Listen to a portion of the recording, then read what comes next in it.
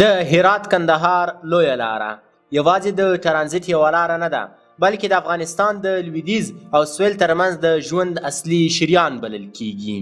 دا لاره چې نږدې 550 کیلومتره اوږدوالی لري هره ورځ زرګونه موټر او زرګونه ټنه مالونه له یوه ښار نه بل ښار ته لیږدوي خو د دې سړک تر شا یوازې د سهولت داستان نه دی پروت بلکې د خلکو د ژوند ویرو او هیلو اوږده کیسه پرته ده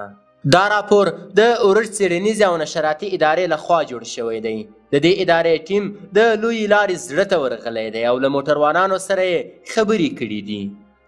د دې راپور موخه د سړک د امنیتي وضعیت څیړنه ده خو تر دې ورهاخوا د خلکو هغه ترخې تجربې راښیي چې هره ورځ یې له دغه لارې سره تړلي وي موټروانان د خبرو په پیل کې د زړه له کومې ساه باسي هغوی د هغه کلونو یادونه کوي چې دا لاره یې د جګړې په ډګر بدله کړې وه په جمهوریت کې د ښار له دروازې وتل له خطره ډک وو کمینونه د لارې باج اخیستنې او غلاوې د هغوی د ورځني ژوند یوه برخه ګرځېدلې وه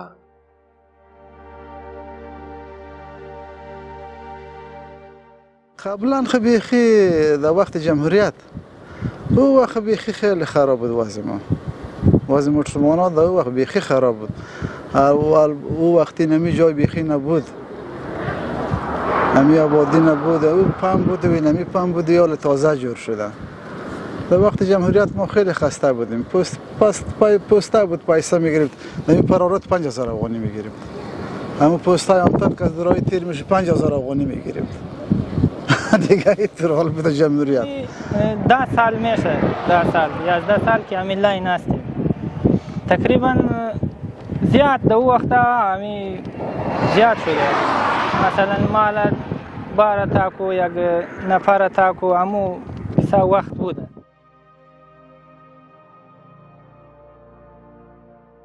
نن بیا انځور بدل شوی د لارې مسافر وایي اوس د امنیت احساس کوي د شپې په ډاډه زړه سفر کوي د لارې په اوږدو کې دریږي دمه کوي او بیا حرکت کوي هغه ویره چې د جمهوریت په وخت کې د سوري په څیر ورسره وه اوس شتون نه لري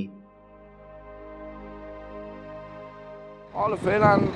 تقریبا یکان 4 ساله که شده امارات اسلامی اومده در این مسیر و اینجا هیچ کام مشکل نیست از نگاه امنیتی شب و روز هیچ کام مشکل نداریم از طرف این مرور مروری هم که داشته باشیم از طرف شب یا روز هیچ مشکل نیست جایی که هم خواب کنیم بخوابیم خب دریورها طبعا خسته می باشن یک جای میخوابن یک جای به نماز استاپ میشن و غذا خوردن استاپ میشن هیچ مشکل نیست په دې سفر کې له یوه ځوان موټروان سره وینو چې نوم یې شکر الرحمان دی د پنجشیر اوسېدونکی هغه د هغو ورځو کیسه کوي چې هر کیلومتر یې د مرګ او ژوند ترمنځ تېرېده په خپلو خبرو کې زیاتوي دا لاره د مرګ لاره وه هر کیلومتر کیدای شي وروستی وي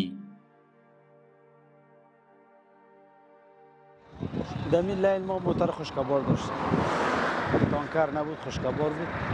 در این لاین می آمدیم با گفت حاجی صاحب که پیشتر هم یادآور شد در این لاین تو جای ما استاد کردن نمیتونستیم دوست بود اربکیا بودن یک جای پستیش بود دیگه جای نفرای خدا رایی میکرد ما رو لوت میکرد در تو جای ما استاد کردن نمیتونستیم اذیت میشدیم برای ما دو دشنام میگفتن پیسه هم از پیش ما میگرفتن دیگه آل فضل خدا او گپا بیخی نیست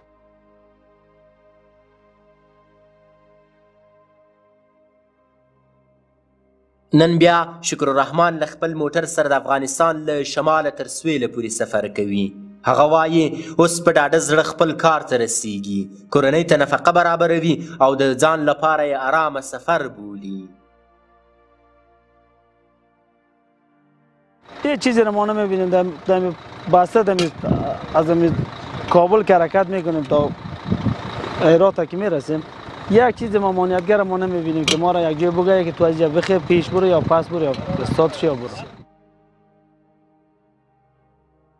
د هرات کندهار لویه لاره او د هغې امتداد تر کابله پورې د افغانستان د اقتصاد او ټولنیز ژوند مهمه شریان بلل کیږي زرګونه ټنه مالونه او زرګونه مسافر هره ورځ پرې تګ راتګ کوي هغه چلونکي چې پرون په ویره شاته کېناستل نن په خندا او هیلې دغه لاره کې تګ راتګ کوي اوس خو بیخي شکر دی الحمدلله که خیر دی راځو که د شپې که د ورځې هیڅ مشکل نشته پخوا خو د غلو عوام هم راسره وو د جنګ عوام هم مسؤلیتونه ډېر وو اوس انشاءالله الحمدلله خیر و خیرات دی په بېغمه زړه ځو راځو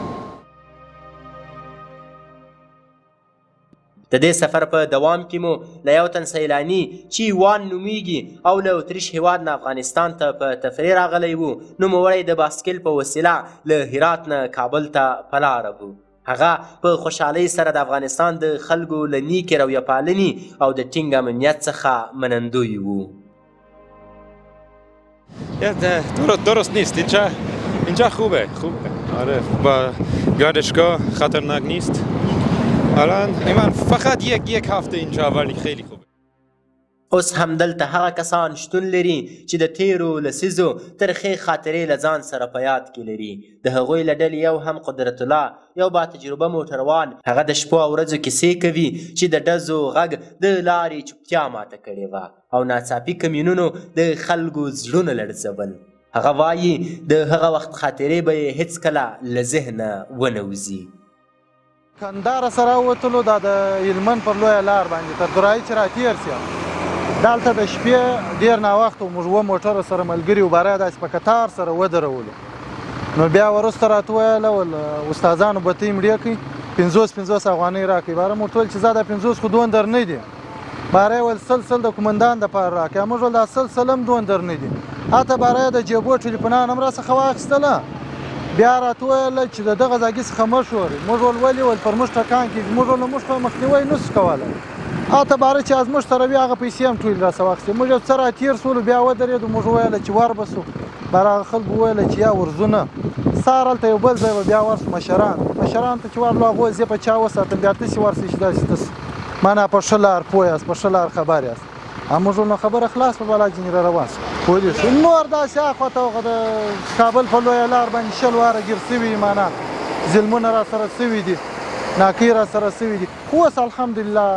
ډېر ښه ولاړه خو نن ورځ د اسلامي نظام له برکته هغه تیارو قصو خپل ځای روښانه خاطرو ته سپارلی موټروانان شپه په ارامه سهار او سهار بیا په ارامه سره شپې ته رسوي